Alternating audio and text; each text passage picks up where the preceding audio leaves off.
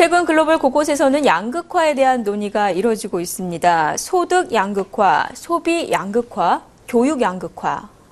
이제는 이런 양극화란 말이 낯설지가 않게 됐습니다. 월가에서도 이러한 부의 쏠림, 양극화에 따라서 시위가 벌어지기도 했었죠. 자, 그렇지만 이러한 현상은 소득이나 소비 그리고 교육에서만 나타나는 것은 아닙니다. 우리 주식시장에서도 이러한 양극화와 차별화 현상이 심하게 나타났습니다. 올해 상반기 주식시장의 특징이라고 한다면 이러한 양극화 바람이 불면서 상반기 시장은 특정 종목 중심의 집중화 현상이 나타났었습니다. 자, 지금 6월 4일 이제 상반기를 마무리하는 시점으로 다가가고 있는데요. 1800선이 다시 무너졌습니다. 5월부터 시작됐던 이 급락 장세에서 과연 언제쯤 벗어날 수 있을까요? 하반기 증시에서는 좀 기대할 만한 사항들이 있는지 하반기 이 증시의 모든 것을 이슈 타파에서 알아보겠습니다.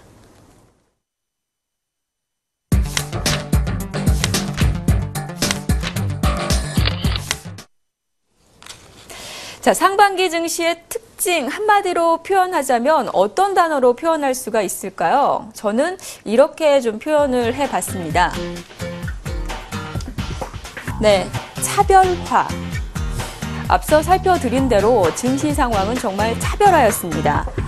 올 상반기에는 매매를 자주 하셨던 분들이나 혹은 그대로 종목을 보유하셨던 분들이나 매매 빈도에 상관없이 어떤 종목을 들고 있느냐에 따라서 주식과 이 주가 수익률에는 상당한 차이, 어마어마한 수익률 차이가 났습니다.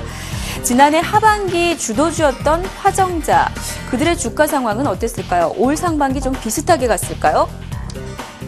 그렇지가 않습니다. 화정자 중에서 LG화학과 현대차의 주가 상황을 올 초부터 살펴봤는데요. 올 시가를 0으로 놓고 봤을 때 LG화학의 주가는 2월 달까지는 잘 가면서 무려 30% 넘게 이렇게 수익률을 올렸었습니다. 자, 그러나 지금 4월 달을 넘어서서 5월 증시에 된 시점에서는 마이너스 10 정도의 현재 유지가 되어 있는 상황이고요. 현대차를 보도록 하겠습니다. 같이 올해 연초를 0으로 기준으로 했을 때 4월 달부터 주가 급등세가 나타났었고요. 5월 달에 신고가를 찍기도 했었습니다. 물론 지금은 증시 조정을 받았습니다. 그러나 이 두 주가의 움직임은 무려 22%나 차이가 납니다. 자, 그렇다면은 지난해 하반기 주도주였던 이 화정자, LG화학과 현대차 업종이 달랐기 때문에 이렇게 주가 흐름이 다르게 나타났을까요? 같은 업종 안에 있었던 종목의 주가 흐름을 보도록 하겠습니다. 네, 삼성전자와 LG전자입니다. 이들 같이 IT 업종에 속해 있는데요. 같이 0으로 놓고 역시 올 상반기 1월 달 기준으로 놓고 0으로 놓고 봤을 때 지금 주가 상황은 삼성전자가 고점 찍고 현재 조정을 받았어도 14%, LG화학은 마이너스 15%입니다. 역시 같은 섹터군에 있다 하더라도 25% 이상의 수익률의 차이가 났다는 겁니다. 자, 이렇게 상반기에는 주가 상황이 엄청나게 차이가 많이 났습니다. 상반기 삼성전자나 현대차, 기아차 이들 종목들이 시가총액 25%를 차지하면서 시장을 좌지우지했다라고도 과언이 아닙니다. 주대주와 소외주, 지금은 증시가 둘 다 조정을 받고 있는 국면이죠. 자, 그렇다면은 이러한 시점에서 하반기 투자 전략은 어떻게 세워야 될까요? 오늘 김영익 창의투자자문 대표와 얘기를 나눠봤습니다. 네, 대표님 반갑습니다. 네, 바쁘신데 시간 내주셔서 감사합니다.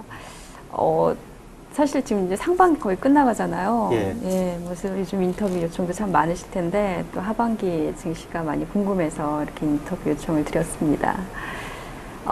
사실 개인 투자자 입장에서는 올 상반기가 주식시장 지수로 보면 어렵지 않았을 텐데 투자자 입장에서는 상당히 좀 어려운 한 해였거든요. 상반기가. 근데 어떠세요? 전문가 입장에서 봤을 때 많이 같이 좀 덩달아서 어려우셨나요? 어떻게 보셨습니까? 예, 저 전문가는 아닙니다.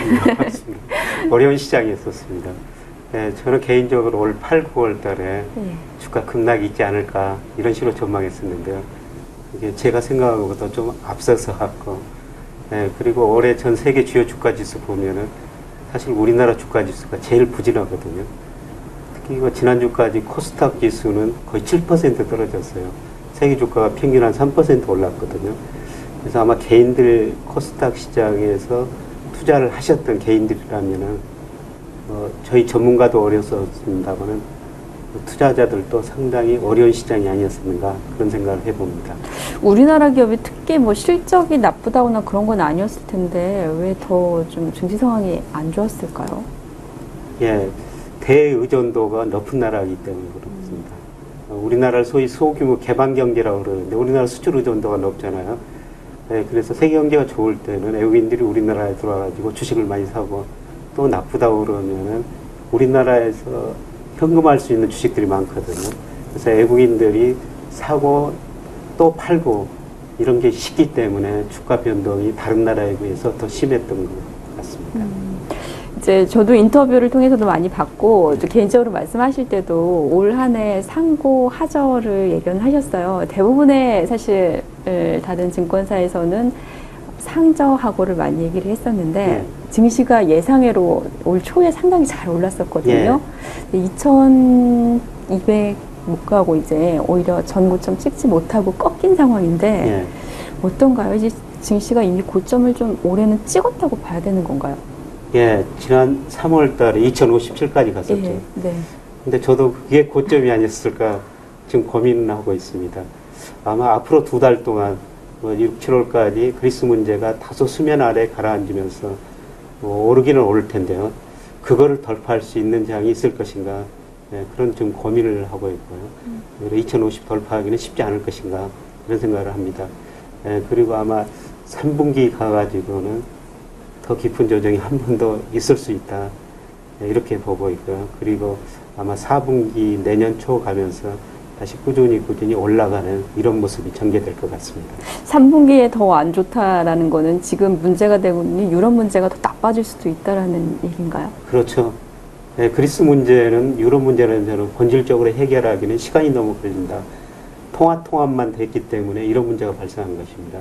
예를 들어서 우리나라가 IMF 경제위기 겪으면서 가장 크게 변동했던 경제 변수가 환율이었거든요.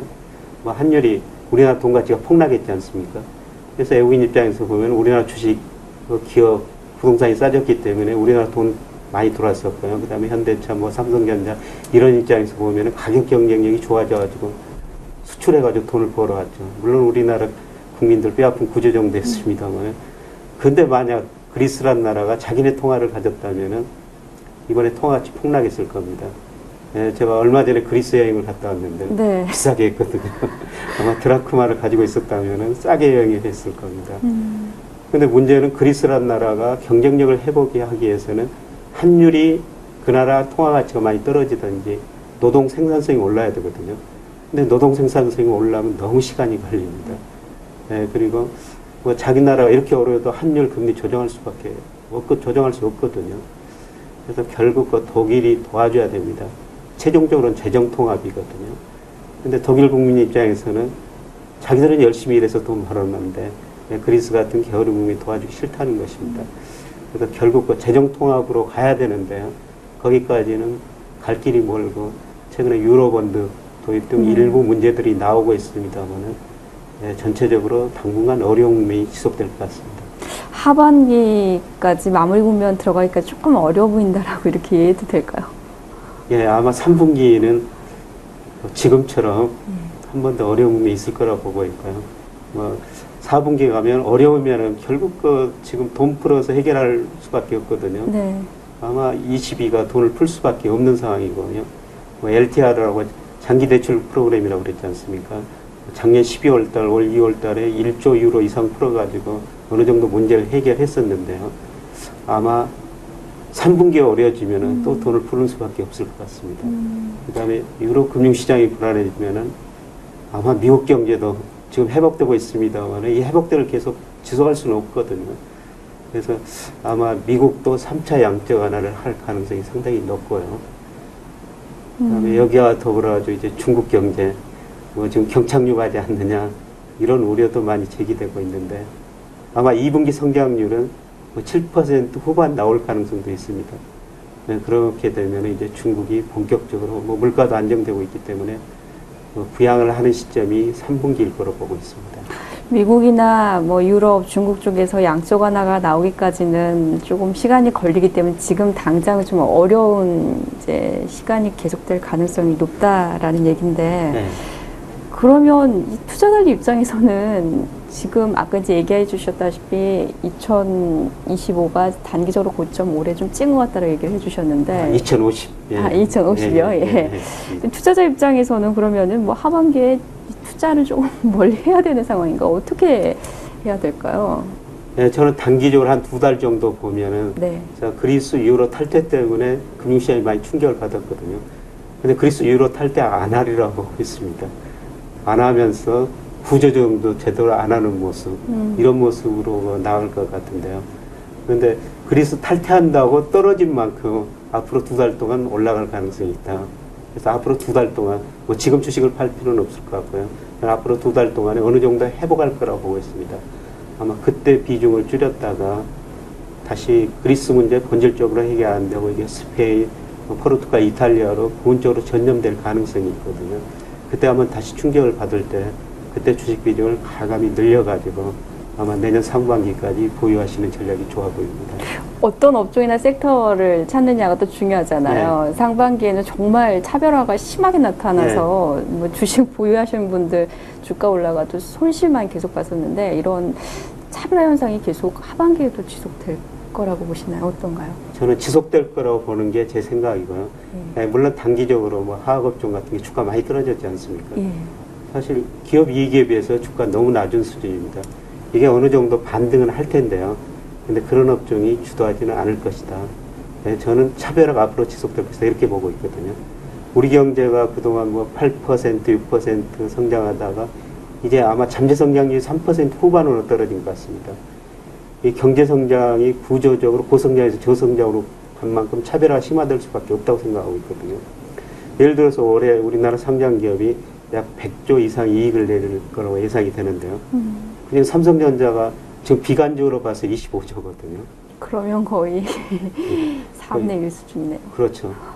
그래서 작년하고 올해하고 비교해 보면은 뭐 이익이 증가하는 게 삼성전자, 현대차 이런 몇 개의 회사들이거든요. 나머지는 작년보다 이익이 감소합니다.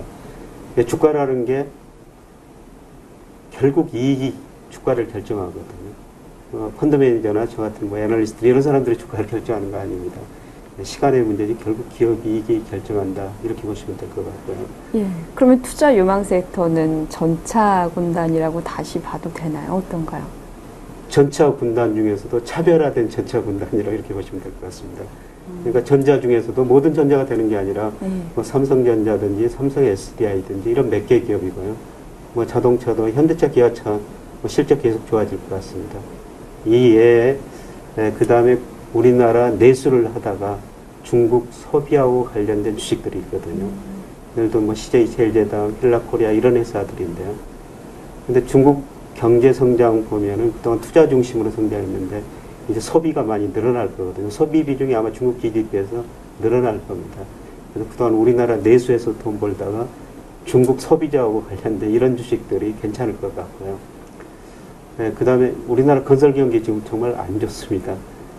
그래서 전체적으로 건설주가 올라갈 가능성은 낮아 보이고요. 대신 해외에서 돈 버는 건설 회사들 구조적인 변화를 갖고 있거든요. 뭐 중동, 북아프리카 1인당 국민소득이 거기가 3,000달러, 4,000달러 넘어가는 수준인데요. 뭐 그쯤 되면 어느 정도 의식주는 해결됩니다. 이제 사회복지가 더 중요하거든요. 그래서 뭐 의료 관련 시설 이런 것들 많이 지을 겁니다. 그래서 뭐 우리나라에서 삼성물산, 현대건설 같은 그런 회사들은 뭐 앞으로 그 중동 지역, 뭐 북아프리카 지역에서 수주 많이 받고 또 돈을 벌어올 것 같습니다. 이런 종목들만 꾸준히 차별화되면서 주가가 오를 가능성이 아주 높아 보입니다. 30종목 중에서 한 15개 종목으로 올해 좀 종목 줄였다고 제가 알고 있거든요. 예. 어떤 거 지금 앞으로 이제 투자 하반기는 어떻게 좀 해나가실 예정이세요? 예, 저희가 이제 작년에 주가 하락할 때는 종목을 뭐 30, 40개로 늘렸는데요. 예, 지금 최근에는 뭐 15개 좀 종목 수를 줄여서 투자하고 있거든요. 근데 아까 말씀드렸지만 결국 차별화입니다. 예, 저희가 어떻든 뭐 고객들 수익률을 극대화시키는 게 저희 의무거든요.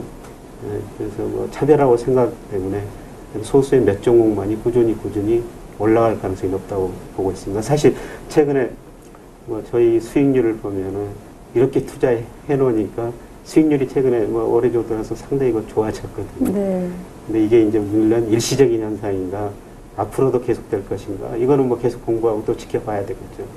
근데 저성장 시대에 지금 가게도 차별화됐고 기업도 차별화됐고 주식시장도 차별화됐거든요.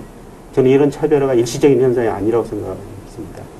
예를 들어서 90년에 일본 주가지수가 폭락했거든요. 그럼에도 불구하고 지금 소니하고 토요타 지금은 현재는 어렵지만은 90년대 10년 동안은 다른 주가지수, 다른 업종 다 떨어져도 이 두 가지 회사는 꾸준히 주가가 상승했었거든요. 그게 차별화된 모습인데 아마 우리나라도 그 초기라고 보고 있습니다. 지금 한 1년 됐는데요. 아직도 저는 그 길이 아주 많이 남아있다고 보고 있습니다. 이제 끝으로 이제 하반기 준비하는 개인 투자자들에게 좀 성공적인 투자 전략을 위해서 좀 조언, 팁을 한마디 좀 해주신다면요. 네, 저는 가장 중요한 게 계속 차별화라고 보고 있고요. 주가라는 거는 기업 이익이 결정한다. 기업 이익이 우상향하는 주식을 사가지고 오래 가지고 있어야 된다. 네, 그런 측면이고요. 네, 그리고 뭐 엉덩이가 좀 무거워야 돈을 번다. 네, 시간이 돈을 벌어준다. 이런 말씀을 저는 가끔 드리고 있는데요. 이럴 때 그 좋은 주식 사가지고 저는 오래 가지고 있는 게 최선의 방법이라고 생각하고 있습니다. 그래서 제가 가끔 문전옥답에 투자하자. 저 농촌에서 태어나가지고 농사일도 많이 해봤거든요. 근데 문전옥답이 있으면은 거기다가 농사를 지어야지 뭐하러 산 넘어 강 건너 천수답에서 농사를 짓겠습니까? 사실 2009년에 우리나라 코스피가 50% 올랐거든요. 근데 개인 수익률 보니까 거의 수익률이 안 났었어요. 그렇죠. 2010년도 마찬가지고요. 아마 작년에도 주가 많이 떨어졌고 개인들이 저는 주식시장에서 그렇게 돈을 벌었는지 늘 궁금합니다. 주변에 없더라고요. 네. 근데 문제는 갈수록 문전옥답이 줄어들고 있다는 겁니다. 예, 그게 뭐 20종목이 될 수 있고 15종목이 될 수 있고 또 지나다 보면 10종목이 될 수도 있거든요.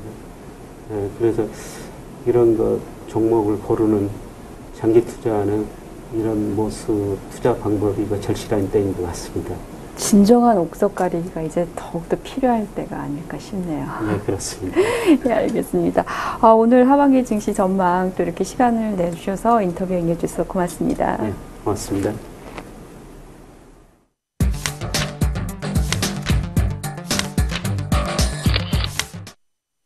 네, 오늘 개편을 맞이해서 하반기 증시 전망을 들어봤습니다. 그 첫 번째 시간으로 창의 투자자문 김영익 대표와 얘기를 나눠봤는데요. 상반기에 그랬었던 것처럼 하반기에도 글로벌 경쟁력을 갖추고 또 제품 포트폴리오를 다양하게 갖춘 기업과 그렇지 못한 기업의 주가 차별화는 지속될 것으로 보입니다. 자, 오늘 개편을 맞이해서 새롭게 여러분께 인사를 드렸습니다. 이슈 타파, 여러분이 정말 궁금해하는 이슈 그리고 파헤쳐보고 싶은 이슈가 있으신 분들은 저희 팍스TV 시청자 게시판에 글을 올려주시기 바라겠습니다. 자, 하반기 증시 전망 내일 이 시간에도 여러 가지 또 얘기를 들어볼 텐데요. 내일 1시 50분 이슈 타파에서는 하반기 증시 투자 전략 그 두 번째 시간으로 신한금융투자 신재엽 투자전략팀장과 하반기 증시 주식시장에 대한 심도 있는 얘기를 나눠보도록 하겠습니다. 자, 이슈 타파 여기서 인사드립니다. 고맙습니다.